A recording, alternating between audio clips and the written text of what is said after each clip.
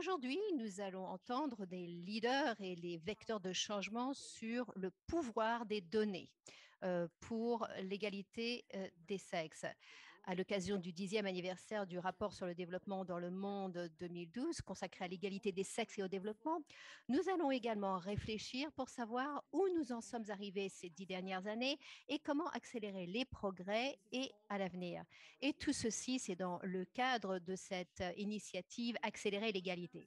Vous pouvez nous rejoindre en utilisant l'hashtag Accelerate Equality dans le chat. Alors, je suis très heureuse de souhaiter la bienvenue au président du groupe de la banque, David Malpass. Monsieur Malpass, vous avez fait de l'égalité des sexes une priorité institutionnelle majeure au sein du groupe de la banque.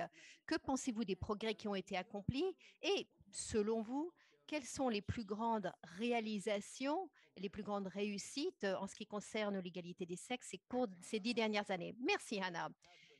Il y a eu des réussites et je vais dire que je vais parler aussi de certaines de ces réussites, mais nous devrions réaliser aussi qu'il y a des défis auxquels nous sommes confrontés, l'inflation, la Covid, l'insécurité alimentaire et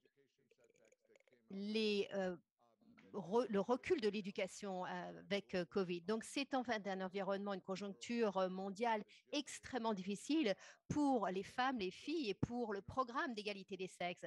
Et donc, je vais parler bien sûr de certains des progrès, mais c'est dans ce contexte que je suis très préoccupée des personnes qui se trouvent dans les pays en développement et en particulier les femmes et les filles. Il y a eu des réussites, il y a eu des succès et il faut en fait rappeler que ceci a commencé en 2012 avec le développement, le rapport sur le développement mondial et ceci a donné une certaine traction et ceci rappelle l'importance de ceci, que ce soit du point de vue économique, c'est-à-dire que les femmes représentent la moitié du potentiel de travail et la moitié de la population et dans bien des cas, une grande partie des décisions, des bonnes décisions qui sont prises au sein des décisions et au sein des gouvernements. Et donc, ceci a donné une base ainsi qu'une plateforme. Et donc, nous avons vu des améliorations dans les structures juridiques. Nous avons des données et les données sont très importantes pour pouvoir suivre et avoir des éléments probants nous indiquant quels sont les progrès. Et nous avons vu que 150 pays ont introduit, nous avons compté 373 réformes en faveur de l'égalité des sexes au cours de la dernière décennie. Donc ça, c'est très bien, y compris au Moyen-Orient et en Afrique du Nord. Nous avons 17 pays qui ont lancé 57 réformes. Donc ça, c'est très bien. Et ça, c'est donc une preuve des progrès. Il y a aussi des législations sur la violence domestique. Et nous savons que en ce qui concerne l'égalité des sexes, eh bien, cela couvre énormément de domaines, des structures juridiques, à la violence, aux droits d'héritage, aux droits de gouvernance, au fait que les femmes doivent faire partie du développement, mais en termes de leurs droits au sein des systèmes nationaux. C'est donc un programme très large et nous voyons qu'il y a eu des progrès qui ont été faits en termes de mortalité maternelle. Euh, Ça, c'est en fait, bien sûr, un des un des défis, euh, les, les naissances, les accouchements. Et dans certaines des structures juridiques, il y a des points très faibles. Et bien sûr, ceci s'applique aux filles. Il y a eu, bien sûr, des progrès en termes de l'inscription des filles dans les écoles secondaires. Donc, je voulais parler de ces progrès. L'indice du capital humain a été très important.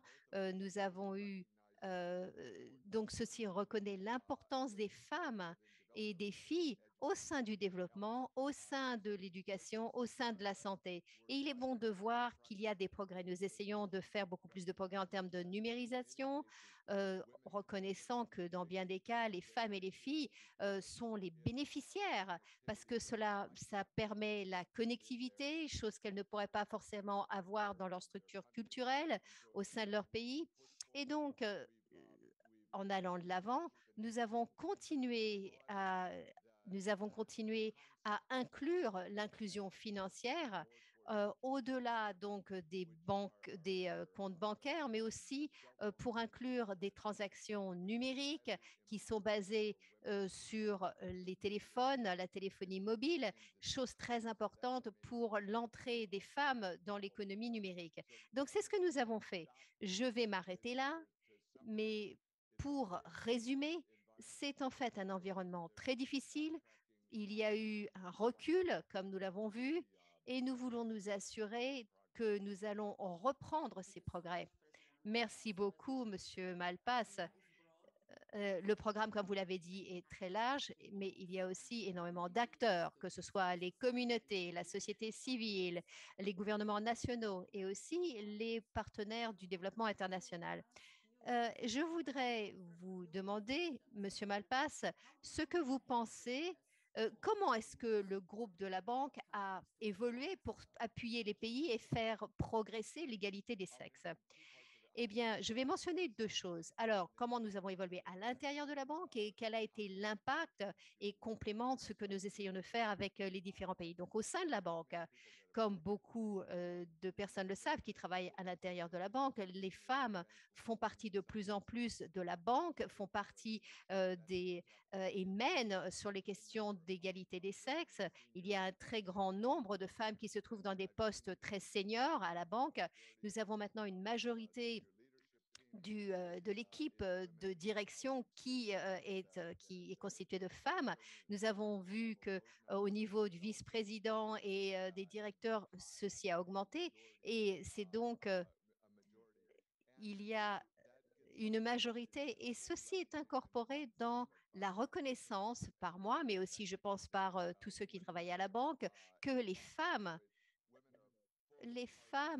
font partie intégrante du processus de prise de décision. Et je viens de rentrer de la réunion des gouverneurs de banque centrale du G7, donc il y a 3 jours, et j'étais à cette réunion et il y avait Janet Yellen, Christine Lagarde, il y avait Chrystia Freeland, la ministre canadienne, Kristalina Georgieva, qui était assise à côté de moi, et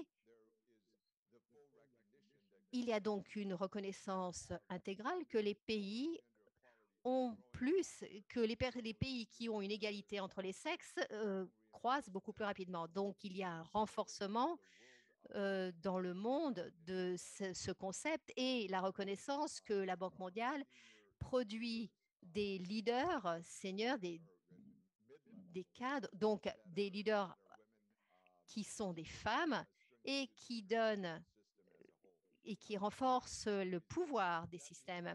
Donc, au niveau des pays, cela veut dire que la Banque mondiale, bien plus que d'autres organisations et institutions, ont des femmes qui se trouvent au niveau du poste de directeur de pays à tous les niveaux et qui encouragent de bonnes politiques au sein du pays. Donc, quand nous interagissons avec le pays, quand nous avons des contacts avec les pays, très souvent, euh, dans les pays qui ont des femmes dans des positions seniors, ils sont tout à fait à l'aise pour travailler avec la Banque mondiale, des femmes et des hommes, pour pouvoir changer les structures juridiques de manière positive.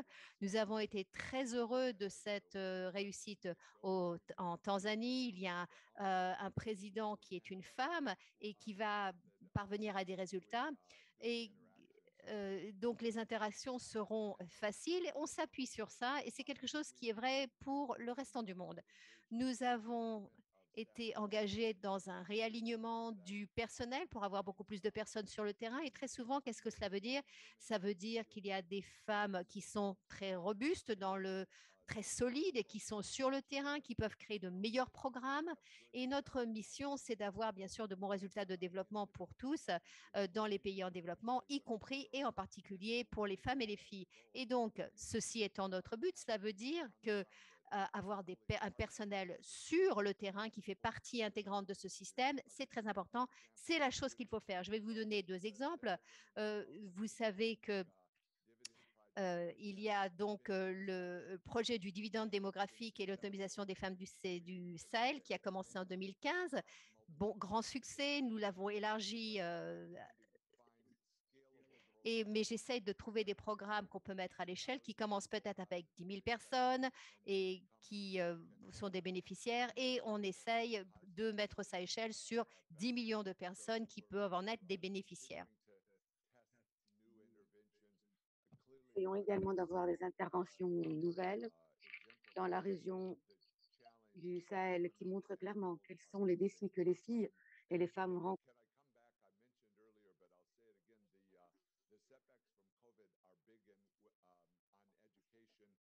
Seen it in the data, the literacy data goes, illiteracy data challenges. But what we know is that when girls are allowed in school, they test better and do better than the boys. But when you look at the numbers, they drop out sooner, and they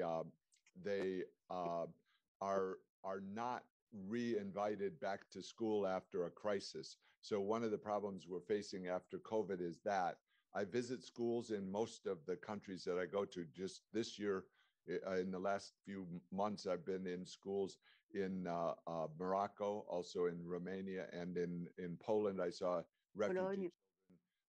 And so we see innovative school programs as being a Femmes part of this gender equality afin de parvenir à l'égalité. that we're taking. One other thing I'll mention, and then back to you, is within IDA. IDA is a unique kind of instrument because, for in many ways, one is its leveraging capabilities, but also the dialogue that we have between debtors and donors, or I mean, users of IDA and the donors to IDA, is a regular 3-year process that's structured and that really ends up with strong input from the donors that is heard by the users. And one key area of that is the gender equality commitments that are in the new IDA 20. So that means that there'll be particular focus on that throughout our country programs and throughout our actual projects. Thanks. Cet aspect autant que dans nos projets.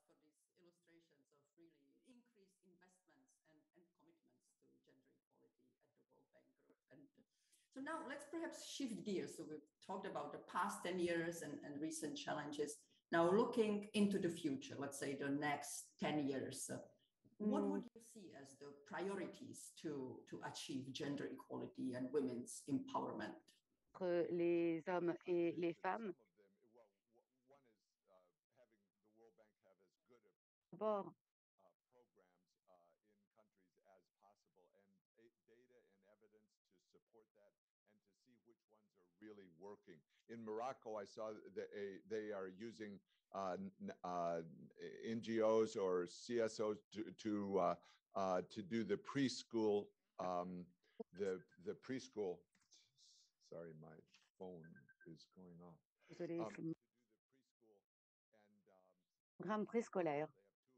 they have 200,000 kids in preschool, which prepares them well for the schooling system, because they've had Aussi. the countries are facing this problem of early dropouts by girls, and so having them have a stronger start and the families be engaged is critical. So as I look forward, education of girls is going to be a top priority. Obviously, nutrition and sharing of resources during the food. The Et current le partage des ressources. Parce que la crise alimentaire est là et il est absolument fondamental que les filles ne restent pas à l'écart. Digitalisation. are available to women where a bank account may not be available, or a trip to the city may not be available, but the digital information can be available, and also social safety nets can be run through those. So I think we need to have a high priority on pushing that forward.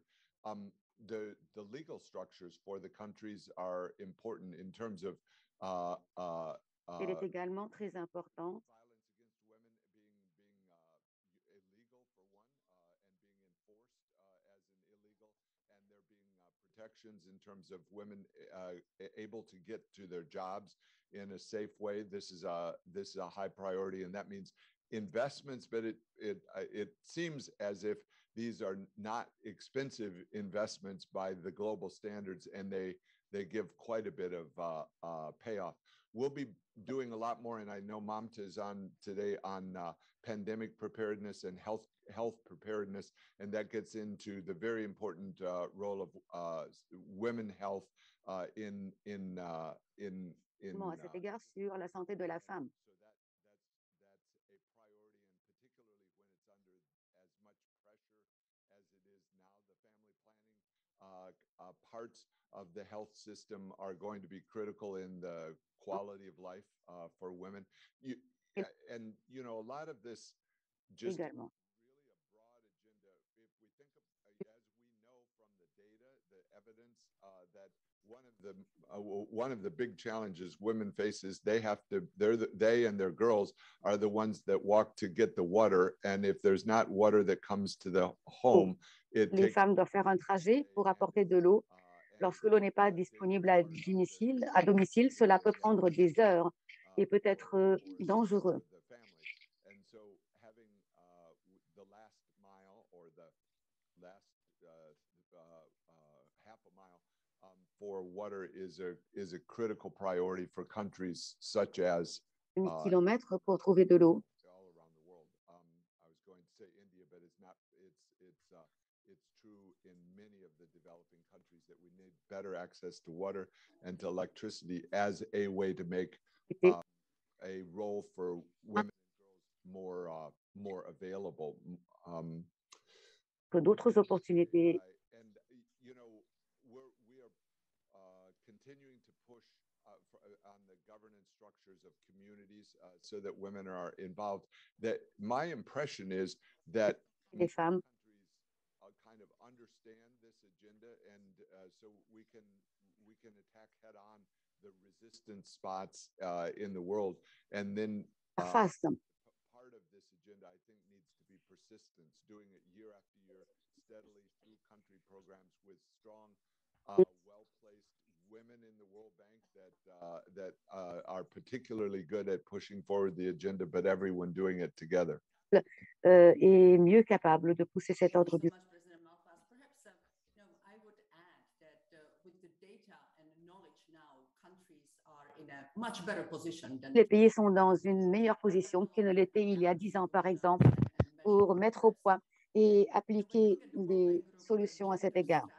Dans le cadre de la stratégie du genre au sein de la Banque mondiale, nous avons les piliers, le travail, les propriétés, etc. La stratégie est toujours pertinente, mais il faut apprendre les leçons tirées des défis, par exemple la participation, la femme à l'emploi, la violence contre les femmes et la sécurité alimentaire. Il y a également le changement climatique. Nous avons donc besoin de solutions transformatrices, notamment pour les femmes, renforcer les femmes sur le plan économique, sur le plan concentré donc sur les institutions favorables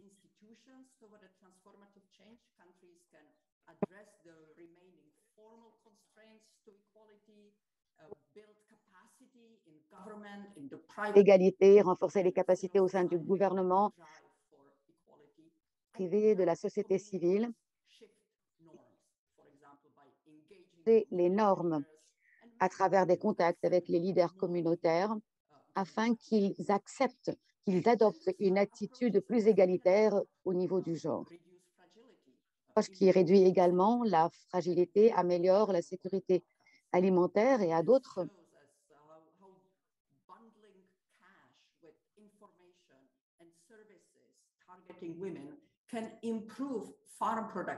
cela peut améliorer la production au niveau agricole, au niveau de la nutrition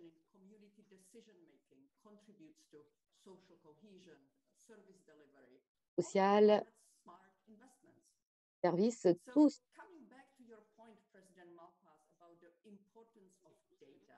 Président Malpass, l'importance des données.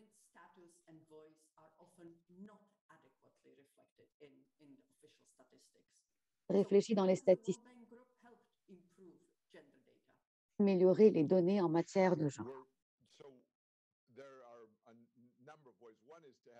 Plusieurs moyens. D'abord,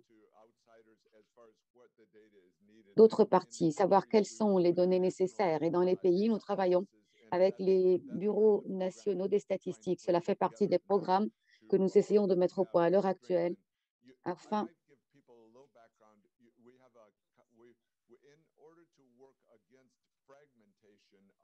et contre développement donors in the world who want to be involved in gender issues. We do a number of things to try to pull together the various essayons donors and programs. de rassembler les bailleurs de fonds, les programmes, Country platforms, meaning at the country level to have the World Bank lead or the World Bank follow if there's a strong other leader in the development community in the country or a strong ou minister suivre. within the country. Il y a déjà un leadership important au niveau gouvernemental et au niveau communautaire. Processus déjà établi dans le pays pour pouvoir rassembler les parties prenantes au programme. Également d'avoir des programmes parapluies afin qui réduit l'impact. Et également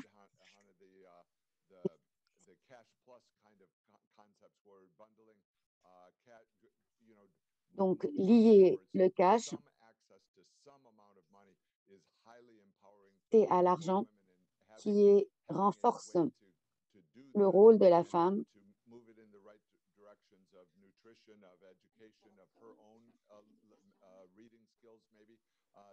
those all, I think, work together. So we're working with the national statistical offices and multilateral partners and internally to support high quality, accurate, and timely gender data. So I'll maybe come back to you, Hannah, on the gender portal. And I know that the conversation today is going to be highlighting specific ways that we can bring evidence and data to bear on these problems.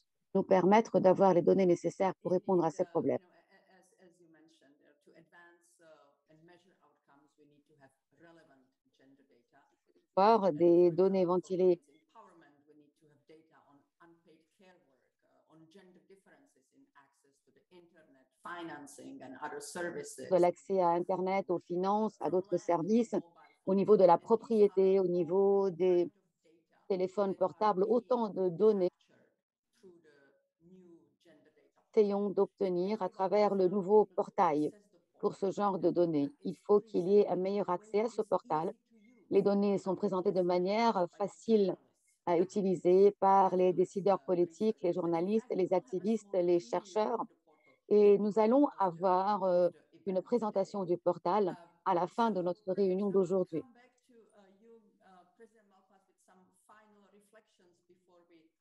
Finale.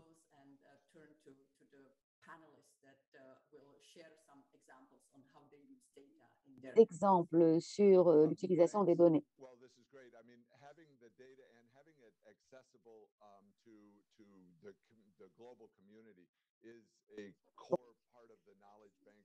Side of the World Bank that has tried to do it for low cost, meaning not, it's a cost center for the bank, and yet we recognize the value. So that connaissons la valeur de ce genre de données accessibles, et là on peut parler de biens publics globaux.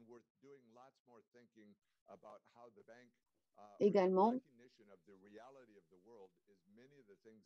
connaître les réalités qui existent partout dans le monde. C'est ce que la banque fait.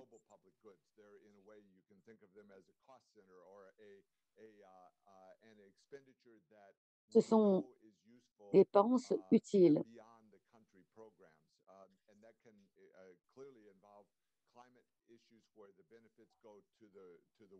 And the cost can be shared in some way by the global community. It's also very apparent in the refugee crisis, which cross borders, and also in the very much visible in the vaccination. The value to the world of vaccination is high.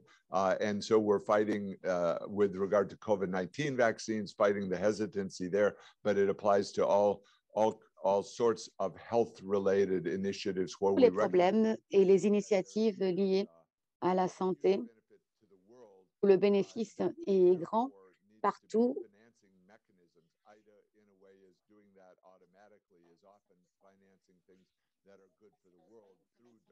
that share that view. So with that, I'm glad to see the gender. Donc, le portail sur les données sur le genre, mais aussi le programme dans son ensemble a aussi des avantages transfrontaliers. Ça, c'est quelque chose que la Banque mondiale, dans lequel la Banque mondiale investit. Merci. Merci, Monsieur Malpass. Nous avons été très heureux. Nous allons en fait être très heureux d'entendre ce que nos panélistes vont dire sur ces biens publics pour les campagnes, pour les politiques et pour les programmes dans les différents pays. Je voudrais vous remercier, Président Malpass, pour vos réflexions et j'aimerais maintenant donner la parole à mon collègue, Haishen Fu. Merci beaucoup, Haishen. Merci, Monsieur Malpass.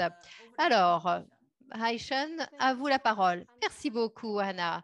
Et merci, Monsieur Malpass, pour ce dialogue extrêmement instructif. Et c'est en fait très rassurant de savoir que la Banque mondiale est en fait engagée à la promotion et à l'investissement dans l'égalité des sexes, en particulier dans un moment si important où nous avons une crise mondiale et où on voit que la pandémie a fait régresser les progrès et que nous avons une égalité des genres qui diminue. Donc, nous avons besoin d'actions, mais ce sont des actions qui doivent être soutenues par des données. Et nous avons donc aujourd'hui une conversation qui va aller beaucoup plus en détail avec un groupe de panélistes merveilleux que je vais présenter dans quelques minutes. Nous allons avoir deux panels aujourd'hui. La première table ronde va se concentrer sur l'élaboration des politiques fondées sur des données probantes et le deuxième explorera la manière dont nous pouvons changer les esprits et collaborer pour agir sur les inégalités en utilisant des données sexo-spécifiques. Alors, tout d'abord, je vais souhaiter la bienvenue à tous nos panélistes. Merci de nous rejoindre aujourd'hui pour partager leurs commentaires. Je vais tout d'abord commencer par demander au ministère des Finances de la République arabe de l'Égypte.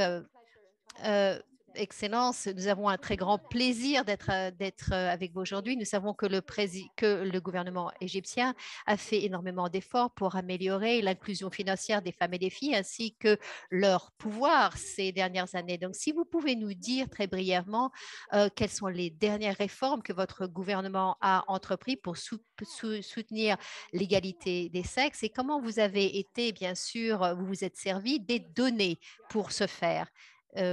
Excellence, vous avez la parole.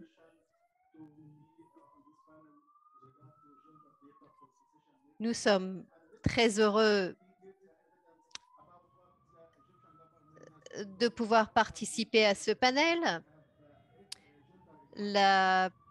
L'interprète ne peut pas interpréter l'audio. La personne est inaudible. L'intervenant est inaudible.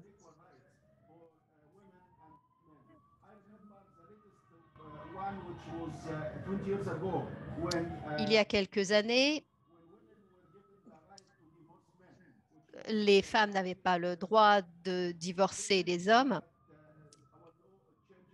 Et nous sommes très heureux que la loi ait changé. Et maintenant, les femmes peuvent divorcer les hommes. Numéro 2.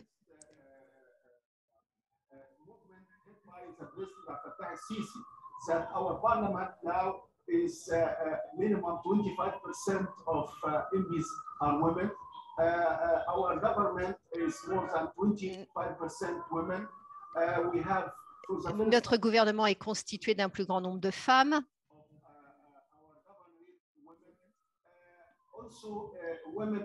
Les femmes, l'autonomisation des femmes leur permet d'avoir leurs propres entreprises.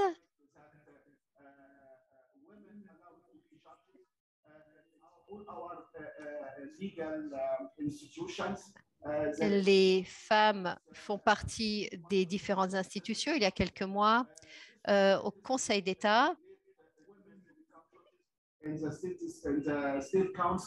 la loi permet aux femmes d'être conseillères d'État. C'est une première pour l'Égypte. Tous les ministères en Égypte doivent donner l'opportunité aux femmes pour assurer que les femmes font partie de la vie politique.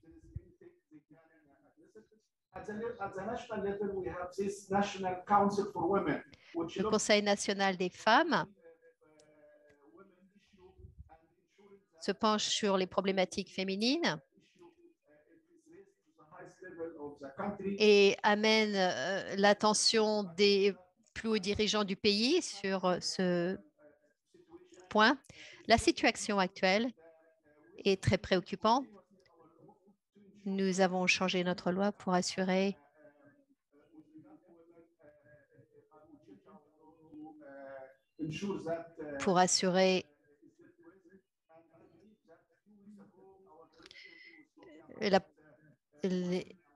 que les femmes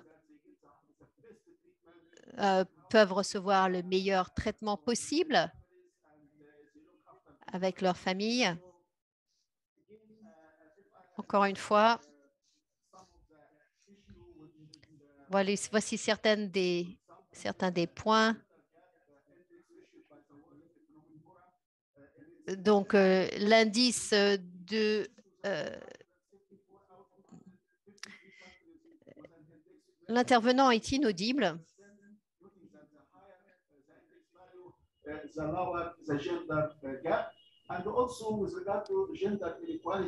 En ce qui concerne l'égalité, le programme sur l'égalité,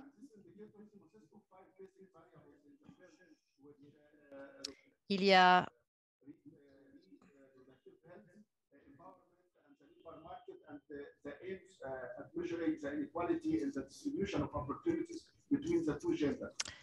l'intervenant est inaudible. D'après le dernier rapport,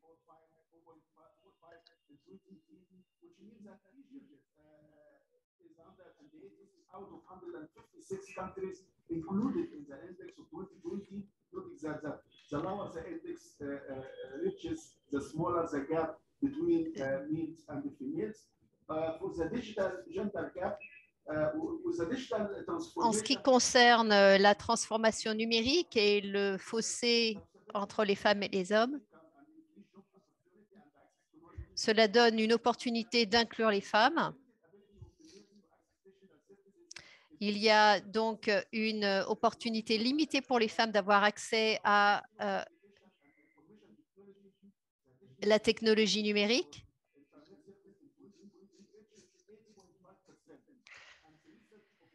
L'intervenant est inaudible.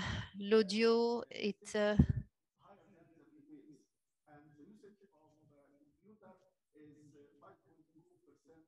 5,2% supérieur pour les femmes.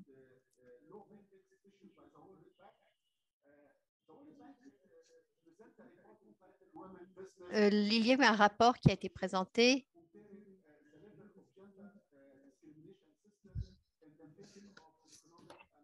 L'intervenant est inaudible.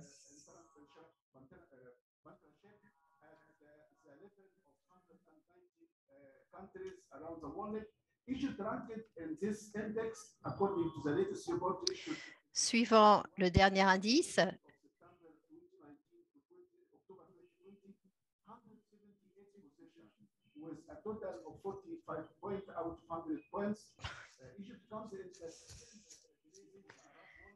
l'interprète n'est pas en mesure d'interpréter l'intervenant. L'audio est inaudible.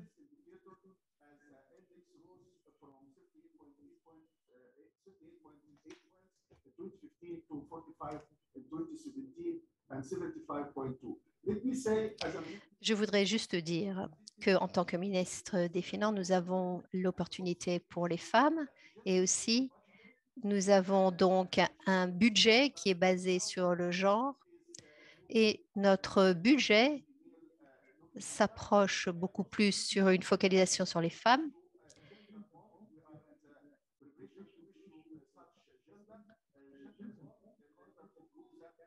Et nous allons donc dans cette direction. Nous nous efforçons de faire des progrès. Et si vous allez au ministère des Finances, vous allez voir que la majorité de mes assistantes et de mes collègues qui travaillent au sein sont des femmes. Merci. Merci beaucoup, Monsieur Mayette. C'est vraiment formidable de voir les progrès ainsi que les nouvelles politiques, les nouvelles initiatives que vous avez en fait mis en place au milieu de la pandémie. Je suis sûre qu'ils auront un effet qui durera et donc contribuera au progrès de l'égalité des sexes. Donc, les biens publics, comme par exemple les femmes en affaires et dans le droit, nous ont aidés. Alors maintenant, nous allons passer à Monsieur Papasek, qui est Papa, nous avons travaillé énormément ensemble et nous savons que nous avons un historique pour pouvoir promouvoir l'égalité des sexes, y compris soutenir les initiatives du genre. Et plus récemment, vous avez fait une évaluation donc de l'impact de la COVID sur les femmes et les hommes. Et c'est en fait quelque chose qui complémente et qui permet aux décideurs de prendre des décisions. Donc, j'aimerais vous demander de nous parler de certaines des conclusions que vous avez tirées de cette évaluation rapide du genre et comment vous travaillez avec les partenaires et les gouvernements pour pouvoir mettre en œuvre des politiques qui prennent en compte les considérations que vous avez, les conclusions de votre sondage. Merci beaucoup, Haishan, et merci de m'avoir invité pour parler de ceci. Je suis très heureux de vous revoir. Ça fait un certain temps que nous ne nous sommes pas vus. Alors, dès que la pandémie a été déclarée, nous avons bien sûr reconnu qu'avoir des données, c'était en fait essentiel pour pouvoir y répondre. En partie, cela vient bien sûr de l'expérience des crises précédentes qui ont un impact beaucoup plus grand sur les femmes, mais aussi, comme nous le savons, ce sont les femmes qui sont aussi qui courent le risque de violences domestiques. Donc, en dépit des dangers aux systèmes statistiques nationaux, nous avons voulu innover et explorer de nouvelles approches pour pouvoir relever et répondre à la demande plus importante en ce qui concerne les données de la COVID. Et c'est comme ça que nous avons commencé ces sondages ou ces évaluations rapides au mois d'avril 2020 et nous en avons fait 78 dans le monde. Mais nous avons aussi recueilli des données pour savoir comment les pays répondaient aux besoins des femmes. Donc, on regardait non seulement l'impact, mais aussi les politiques et l'impact de ces politiques. Les conclusions de ces évaluations rapides ont été utilisées par un grand nombre de pays pour développer des programmes pilotes, pour savoir quel était l'impact socio-économique de la COVID-19. Et par exemple, à Haïti, la RGA a été utilisée pour permettre une réponse humanitaire.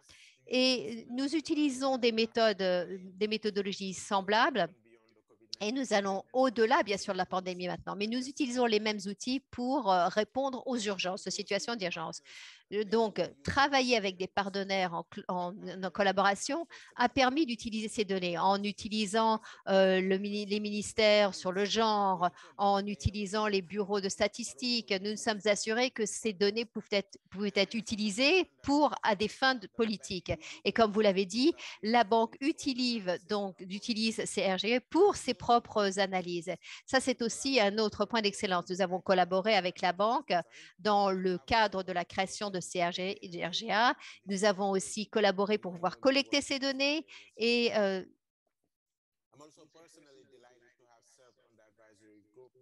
également d'avoir fait partie du groupe d'évaluation sur le portal. Et là, je tiens à vous féliciter fort. Et faire une courte réflexion pour conclure. Au niveau des statistiques liées au genre, il y a toujours eu une priorisation très faible sur le plan global. La preuve, c'est que nous avons des données extrêmement limitées à cet égard, notamment lorsqu'il s'agit des ODD.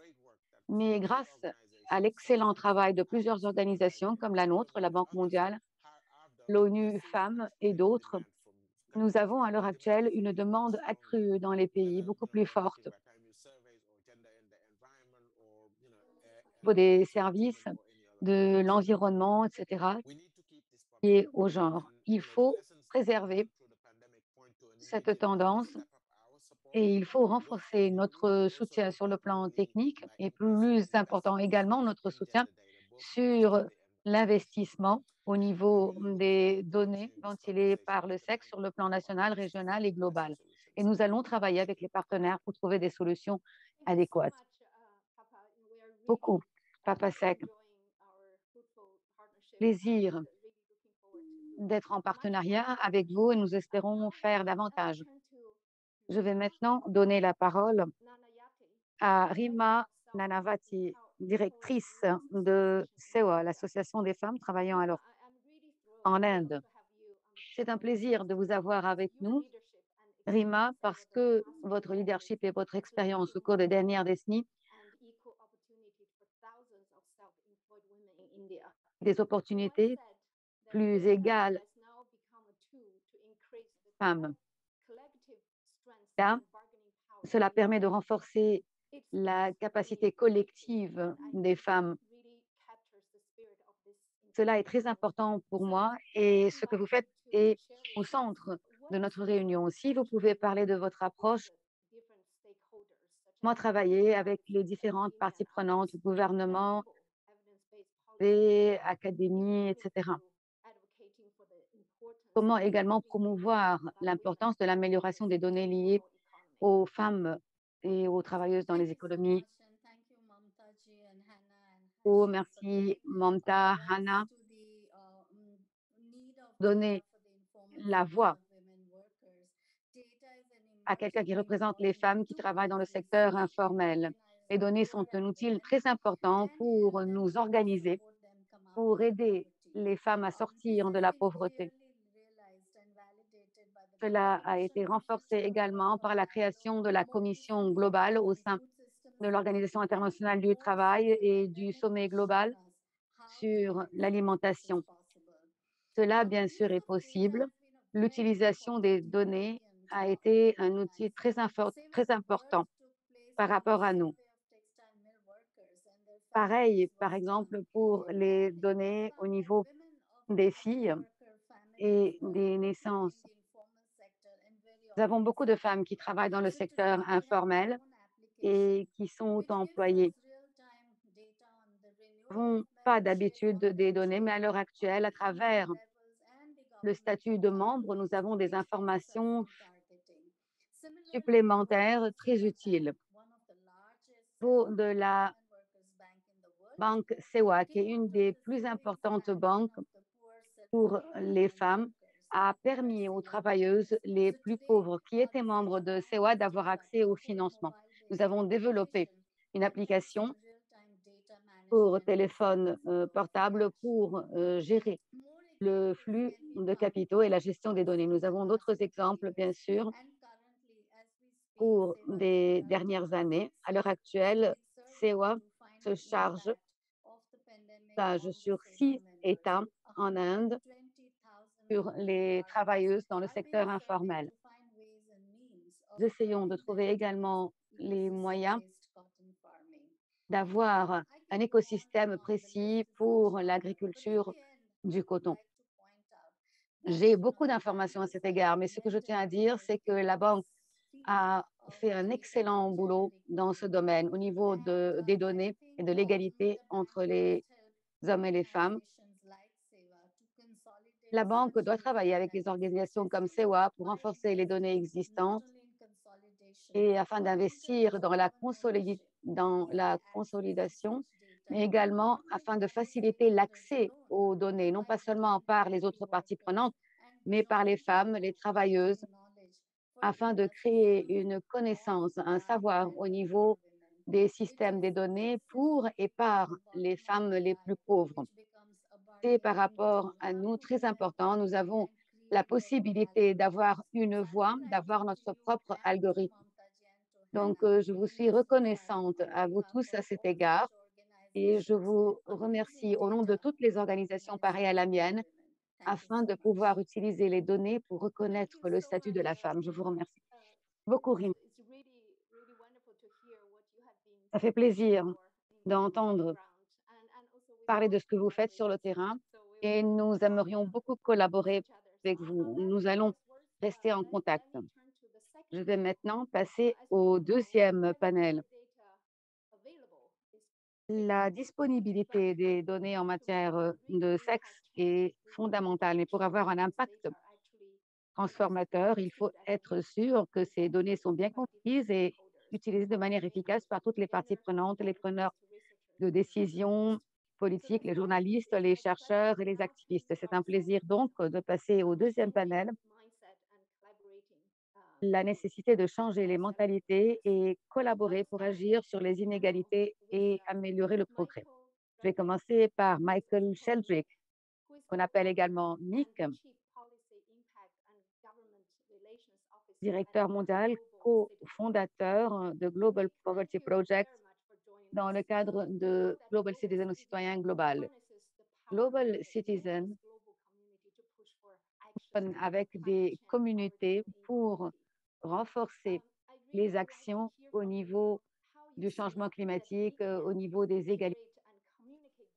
Comment pouvoir communiquer les données aux personnes adéquates, impact, et comment s'assurer que ces données sont bien comprises et utilisées de manière efficace.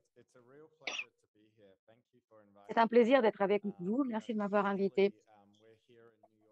Nous sommes littéralement ici à New York pour le sommet du citoyen global et nous venons d'écouter le Premier ministre des Barbades. Elle a parlé des données, en particulier, au bout du compte, en tant qu'activistes, nous essayons de pousser pour des changements politiques. Et notre argument peut être beaucoup plus robuste, avoir beaucoup plus d'impact auprès des décideurs politiques et des institutions financières, s'il est possible de soutenir nos arguments par des données afin d'avoir un impact politique. Nous avons parlé de la résistance au changement à cet égard, mais lorsqu'on parle de l'égalité entre les sexes, nous essayons de parler du coût de l'inégalité pour l'économie globale. Nous essayons de montrer clairement qu'avec des investissements supplémentaires, nous pouvons avoir un impact important parce que nous sommes une organisation dirigée par les citoyens. Et là, la responsabilisation est fondamentale pour avoir des résultats. Et le point sur lequel j'insiste, c'est que les données ne doivent pas se limiter aux rapports ou aux discussions, mais il faut qu'elles soient disponibles aux populations, aux individus communautaires, afin de demander des comptes aux décideurs politiques. Un autre point important, heureusement, aujourd'hui,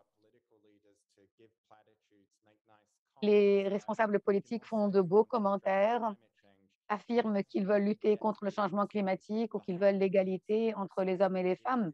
Mais s'il n'y a pas de décision, d'action, et si on n'a pas les informations nécessaires, on ne peut pas demander des comptes aux responsables. Par exemple, sur l'impact du soleil, nous voulons éclairer la vérité et cela se fait, comme moi je le crois, à travers les données.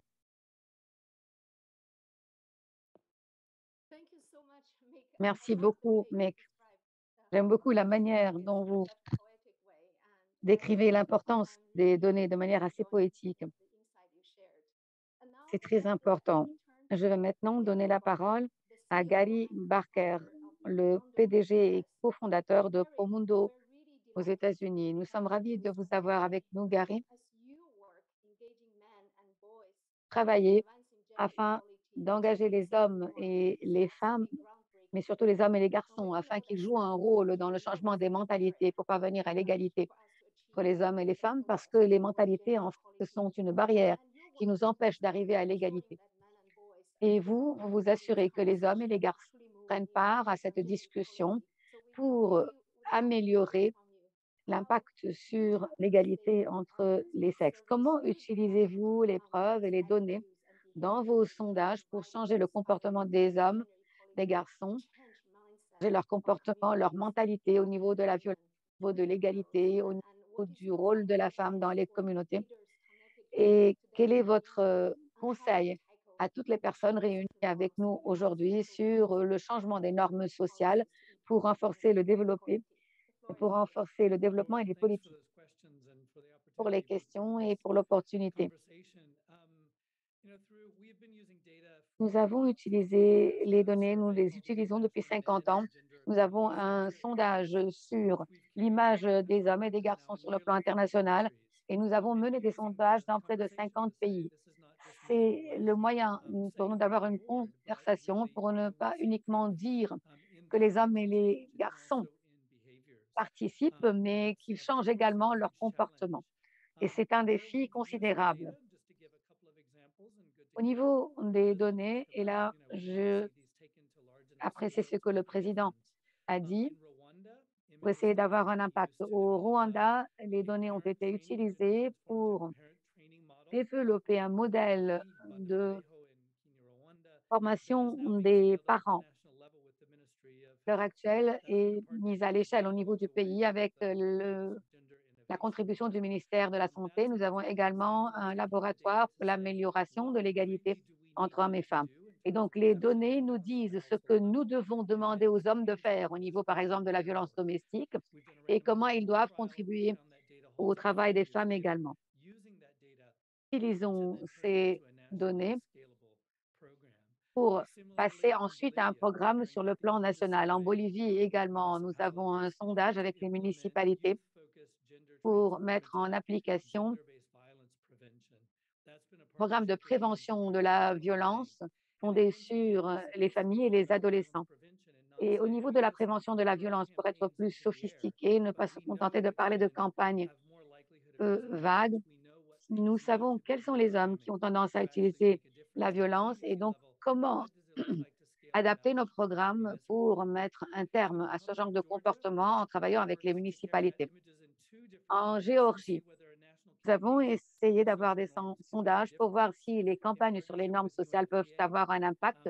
Nous avons travaillé avec la FNUP et nous avons eu des campagnes sur les hommes qui se chargent du rôle des femmes dans les maisons, étudier les attitudes des hommes et des femmes dans les familles. Et au bout de quelques années, nous avons vu un changement des comportements au niveau des tâches ménagères. Nous travaillons également en zone de conflit en partenariat avec la Banque mondiale dans la République démocratique du Congo, à l'est du pays, pour montrer que les interventions transformatrices en matière de genre au niveau de l'emploi sont efficaces et puis comment engager le secteur privé avec les Nations unies, parfois avec la Banque mondiale ou les gouvernements pour passer à un programme à l'échelle du pays. Et donc, il faut que les hommes soient des alliés. Il faut qu'ils s'intéressent à ces problèmes. Nous avons des réactions positives. Il faut toujours avoir accès aux hommes, leur expliquer pourquoi c'est positif pour eux aussi, comment changer les normes sociales, comment investir dans l'égalité entre les sexes, comment avoir des données pour dire aux hommes comment est-ce qu'ils doivent concrètement agir. Nous avons parlé du rôle de la femme pour influencer les lois. Nous avons besoin de données pour savoir si les hommes changent de comportement. Et là, bien sûr, nous avons une approche dans le temps qui mesure le changement. Je m'en tiendrai là et je vous remercie. Merci beaucoup, Gary. Merci de nous rappeler aussi que accélérer le progrès vers l'égalité des genres, ça n'est pas uniquement une cause pour les femmes, c'est aussi une cause pour les hommes et les femmes ensemble. Donc, merci beaucoup de nous rappeler et merci de votre travail vraiment innovant qui nous le rappelle. Alors maintenant, je vais souhaiter la bienvenue à Dragana Todorovic. J'espère que j'ai bien prononcé votre nom, qui est la directrice exécutive avec une organisation stratégique et un programme focalisé sur les droits égaux des LGBTI dans les Balkans occidentaux et en Turquie. Nous avons vu que votre leadership en matière de sensibilisation et de promotion des droits de la communauté LGBTI est vraiment une source d'inspiration. Et nous voulons, avec cet événement, saisir l'opportunité pour pousser la communauté du développement à aller plus loin dans son engagement pour assurer la dignité et l'inclusion toutes des personnes LGBTI et aussi pour adopter une vision un petit peu plus large sur le genre. Votre travail est véritablement un modèle pour nous et nous montre à quoi ceci peut ressembler. Donc, nous aimerions entendre ce que vous pouvez nous dire. Quelle a été votre approche pour collecter et pour développer des éléments probants et faire en sorte que le statut des droits LGBTI soit mis à jour? Et quel est votre conseil pour utiliser ces données pour pouvoir vous engager auprès des décideurs politiques sur les lois et leur mise en œuvre qui affectent les personnes LGBTI et en termes de leur sécurité et de leur autonomisation? Merci beaucoup de ces questions qui sont très intéressantes. Merci aussi beaucoup de cette opportunité et merci d'inclure la perspective LGBTI dans cet événement très important. La perspective intersectionnelle est très importante et je voudrais amener certains points par rapport à notre expérience en ce qui concerne la collecte et l'utilisation des données sur la réalité des personnes LGBTI dans notre région. Notre organisation est régionale. C'est un réseau régional qui comprend 82 associations LGBTI dans les Balkans et en Turquie. Même si nous avons en fait un portefeuille très diversifié de travail, en fait, nous voulons une réforme des lois en fonction des éléments probants et ceci forme la base de ce que nous faisons au plan national et international. La première caractéristique des données s'agissant de cette communauté, c'est que pendant très, très longtemps et dans une très grande mesure, eh bien, ces données manquaient. Quand on faisait des sondages en ce qui concerne la situation socio-économique de la population dans son ensemble était menée à bien ou si en fait il y avait des incidents de violence, eh bien, l'absence de la déségrégation des données, de prendre en considération l'identité du genre ou de l'orientation sexuelle, a contribué à l'invisibilisation de l'inégalité au sein de ces communautés. Et donc, la conséquence a été que ça a permis aux autorités dans cette région de ne pas considérer une violence phobique par rapport aux LGBTI et une discrimination depuis très, très longtemps. Donc, la collecte des données, pour nous, nous permet de montrer, de faire la preuve et de convaincre les décideurs politiques que notre expérience collective de violence, de harcèlement et de discrimination existe et de pouvoir déclencher une réponse qui est très nécessaire. Pour notre communauté, mais aussi pour les ONG qui les représentent, c'est un outil essentiel pour s'assurer que nos préoccupations ne sont pas ignorées. Notre approche a été d'assurer que les données qui sont collectées sont pertinentes et de pouvoir faciliter leur analyse, leur utilisation en les comparant aux expériences de la population en général ou en les comparant à d'autres régions ou à d'autres pays. Concrètement, ces 6 dernières années, la Banque mondiale ainsi que HERA, en partenariat, ont collecté des éléments probants essentiels et ont montré qu'en tant que communauté, nous savions déjà que la situation pour les LGBTI est en fait pire, leur expérience est pire que leur père, et pire que de ce qui se passe en Union européenne ou que la population générale dans pratiquement toutes les autres dimensions possibles. Donc, ces études sont des études qui sont innovantes, non seulement dans notre région, mais mondialement, pour montrer les aspects de notre réalité, y compris le coût économique sur cette communauté. Et ceci nous donne différents éléments probants qui sont vraiment très particuliers et qui soulignent la valeur ajoutée de politiques antidiscriminatoires pour la société dans son ensemble. Et ceci prouve encore une fois que promouvoir l'inclusion, cela sert tout le monde. Comme nous l'avons vu par les autres intervenants. Ceci corrèle à une société beaucoup plus prospère, avec une économie en pleine expansion. Et c'est en fait ce dont se préoccupent les décideurs politiques dans notre région. En dernier lieu, l'importance du rôle de la Banque mondiale dans ce projet ne peut pas être soulignée suffisamment. La crédibilité, la légitimité de ces exercices, eh bien, ceci revient au poids politique et à la rigueur des partenaires, d'un partenaire aussi qui a autant d'influence et qui est aussi crédible que la Banque mondiale dans notre région. Donc, cette collaboration a véritablement été un outil qui nous a permis d'ouvrir la porte à la société civile et qui nous a permis d'avoir une place à la table par rapport aux politiques qui ont un impact sur notre vie et pour renforcer des voix qui, jusqu'à présent, étaient en fait mises de côté, n'étaient pas écoutées. Ce que je peux tout simplement espérer, c'est que ce soutien essentiel de la Banque mondiale se poursuivra, nous permettra de continuer notre plaidoyer basé sur des données qui sont connectées avec une méthodologie pleine de rigueur. Je vous remercie. Merci beaucoup, Dragana, de votre leadership vraiment courageux et qui nous inspire, et pour nous rappeler le rôle des institutions comme celui de la Banque mondiale pour pouvoir amener des changements. Nous attendons de pouvoir continuer notre travail. Merci à Mick et à Gary aussi pour vos commentaires. Je pense que nos discussions dans ces deux panels soulignent la notion que les données sur le genre eux-mêmes sont en fait des éléments d'autonomisation des femmes et des filles, parce que la réalité, la connaissance de la réalité accélère l'égalité entre les sexes.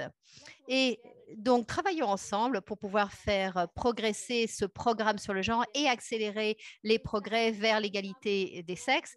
Et je vais donner maintenant la parole à Mamta, qui est vice-présidente de la Banque mondiale pour le développement humain, pour ses remarques de clôture. Merci beaucoup, Haisham. Merci à tous nos panélistes. Vraiment, c'est en fait très, très dur de vous suivre et d'arriver à faire des remarques pour conclure, mais je vais cependant essayer. Nous avons eu une discussion très fructueuse, très riche. Je pense que nous sommes tous d'accord que l'égalité des sexes est, de manière intrinsèque, la chose à faire. Mais je pense que la publication du rapport sur le développement dans le monde et sur le genre en 2012 a été véritablement un moment, le point d'orgue, parce que l'égalité des sexes, ça n'est pas en fait des choses qui sont intrinsèquement bonnes, mais il s'agit aussi d'être intelligent du point de vue économique. Et ça, c'est en fait le message principal que nous voulons faire passer et maintenir. Nous ne pourrions pas le faire sans avoir le pouvoir des données. Les données nous permettent donc de renforcer constamment et de relancer ce message constamment, c'est-à-dire que l'égalité des sexes, outre le fait que de manière intrinsèque, c'est bon, c'est en fait une chose à faire du point de vue économique. C'est intelligent. Alors, bien sûr, nous sommes la Banque mondiale, une institution, une très grande institution dont on a parlé. Nous avons un rôle et des responsabilités en ce qui concerne le programme sur le genre. Et je pense que dans le panel d'ouverture avec Rana et le président Malpass, je pense que ce qui a été dit, c'est que nous faisons énormément de choses dans ce domaine des données sur le genre. Nous essayons d'appuyer la collecte de données qui sont plus nombreuses, meilleures. C'est par le biais de partenariats avec les agences statistiques nationales, mais aussi avec d'autres acteurs qui se trouvent dans le domaine de l'autonomisation des femmes, les associations de la société civile, les groupes de travail, etc. Et beaucoup d'entre vous, vous avez été représentés dans ces panels. Et nous pensons que ces données nous donnent des connaissances sur les améliorations, mais aussi sur les reculs qui ont été vécus. Et j'aime le mot qui a été utilisé par l'un des panélistes. Je pense que c'est Mick qui a dit que les données, c'est en fait le soleil qui ça amène, c'est en fait le désinfectant, le soleil qui désinfecte, qui permet d'assurer la transparence, la redevabilité pour les objectifs qui ont été fixés par les gouvernements et les sociétés. Et donc, c'est ce que nous essayons d'appuyer à la banque. Nous sommes tout à fait conscients que les carences de données ralentissent le développement. Et je pense qu'on a donné un exemple de ceci en termes de la valeur des données pour souligner les questions qui, par exemple, dans les travailleurs dans le secteur informel. Dragana aussi a souligné la valeur des données pour pouvoir amener, rendre visibles les questions de la communauté LGBTI. Et donc, c'est un rôle très important. Il faut souligner les carences ou les fossés qui ralentissent les progrès en ce qui concerne les défis de développement. Alors, nous faisons deux types de choses pour améliorer la qualité, la disponibilité et l'utilisation des données. Je voudrais les souligner. Tout d'abord, c'est travailler en partenariat pour améliorer la collecte des données. Ça veut dire travailler avec des agences statistiques nationales, ça veut dire aussi produire les biens publics mondiaux, donc collecter des données et générer ces biens publics mondiaux. On a parlé des femmes d'affaires dans la loi, c'est aussi le Findex global, c'est donc sur l'inclusion financière. Et je pourrais mentionner différents instruments, donc des sondages, etc., des enquêtes. Mais la deuxième chose que nous faisons, outre le fait que l'on collecte des données et qu'on améliore la capacité d'utiliser ces données, nous investissons dans des méthodologies et dans la recherche pour améliorer les données elles-mêmes. Et encore une fois, ça s'est fait en partenariat. Et ça, je voulais souligner deux partenariats très importants. Un, sur le travail des femmes et l'emploi, c'est donc avec l'OIT, la FAO, ainsi que Data 2X pour faire progresser l'égalité. Et donc, ça s'appelle Magnet. C'est en fait un acronyme qui est très intéressant. Et ça, c'est en fait mené par le laboratoire d'innovation régionale de la Banque mondiale. Il y a aussi un groupe de recherche, mais c'est fait en collaboration avec l'Université d'Oxford, entre autres. Alors, toutes ces données qui sont collectées sont très utiles dans le travail que nous faisons avec les gouvernements, pour notre soutien technique ou financier ou les deux. Et le but de ces données, c'est d'aider la Banque mondiale à mettre en œuvre sa propre stratégie sur le genre, c'est-à-dire de pouvoir remplir 4 fossés. Donc, les fossés en termes de dotation en capital humain, participation du travail, entre autres. Et un petit peu comme notre collègue Gary l'a dit de Promundo, ces données permettent de soutenir la conception de projets, de faire un suivi des projets, s'ils remplissent leurs objectifs ou non. Et j'aimerais aussi souligner, par exemple, en ce qui concerne la dotation du capital humain, le président Malpass a parlé du projet de dividende d'autonomisation des femmes dans le Sahel. Ça, c'est en fait très, très important pour réduire le fossé des sexes, pour encourager les femmes et les filles à aller à l'école, à avoir des emplois. Mais ça fonctionne aussi avec les hommes dans la communauté, ainsi qu'avec les chefs religieux, un petit peu dans la même lignée que ce qui a été mentionné un petit peu plus tôt par nos collègues de Promundo. Et donc, dans le domaine d'encourager la participation au marché du travail, un des projets que nous avons fait, c'est de soutenir les programmes qui, en fait, allient à la fois liquide et différents services, donc alphabétisme et autres. Et nous avons aussi travaillé sur un certain nombre d'initiatives pour les crèches, parce que ça, c'est quelque chose qui est très important pour les femmes, pour qu'elles puissent aller sur le marché du travail et avoir des emplois. Et aussi, someone's on the line. Finally, let me just reflect that we have a very active ongoing partnership in the area. Nous avons un partenariat actif dans le domaine des statistiques en matière de genre et nous allons renforcer ce partenariat cette année. Nous avons adopté une initiative appelée la qualité accélérée afin de réfléchir sur ce que la Banque mondiale a déjà accompli au cours des 10 dernières années et avoir de nouvelles idées sur ce que nous avons à faire dans les années à venir. Donc, nous sommes ravis de voir que vous jouez un rôle dans cette initiative. Et nous avons également démarré le portail de la Banque mondiale sur les données. J'espère qu'il vous sera utile à tous. Nous allons avoir une vidéo à la fin de la réunion qui va vous donner des informations sur le portail de la banque. C'est un projet enthousiasmant et pour aller de l'avant dans notre travail. Alors que nous tenons à voir votre opinion, nous allons réfléchir sur ce que vous avez dit. Dragana appelle forcer l'inclusion. Vous nous aviez demandé d'aller de l'avant dans le domaine des données et Gary, j'étais impressionnée par ce que vous avez dit. Les garçons et les hommes doivent également contribuer de manière active et doit faire partie de l'investissement que nous devons faire pour améliorer l'égalité entre les sexes. Nous en prenons note. Et Rima également, vous avez dit clairement que vous allez nous demander de faire davantage, notamment pour les femmes qui travaillent dans les secteurs informels.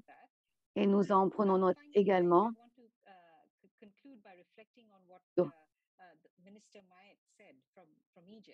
Ce que Monsieur le ministre d'Égypte a dit sur l'importance de s'assurer l'existence d'un cadre légal constamment mis à jour de ce qu'on apprend régulièrement, donc modifier, amender les lois en fonction de l'information et des données disponibles. Et nous allons soutenir ce genre d'efforts partout dans le monde. Encore une fois, je vous remercie pour votre contribution. Je vous demande de rester avec nous quelques minutes supplémentaires pour voir cette courte vidéo qui va vous parler du portail sur les données liées au genre. Voilà, je vous remercie. Diagnostic réduit sur la nécessité d'avoir des données mises à jour et précises sur les différences entre les sexes. Dans certains pays, les femmes constituent uniquement 20% de la force active. Les données mises à jour nous permettent de montrer clairement les inégalités et de faire pression sur les décideurs afin d'adopter les politiques nécessaires. Nous avons un portail, voilà comment pouvoir y accéder. Les données doivent être mieux accessibles et mieux à travers le portail sur des informations clés. Ce que vous pouvez faire sur le portail, améliorer la recherche à travers une fonction facilitée pour trouver les données, les informations à travers des abréviations et des mots-clés. Un outil d'exploration des données pour entrer dans les détails, télécharger les données, avoir une vision claire à travers quelques clics. Et également avoir des filtres adaptés, une méthodologie adéquate. Au niveau des profils des pays, vous avez également une idée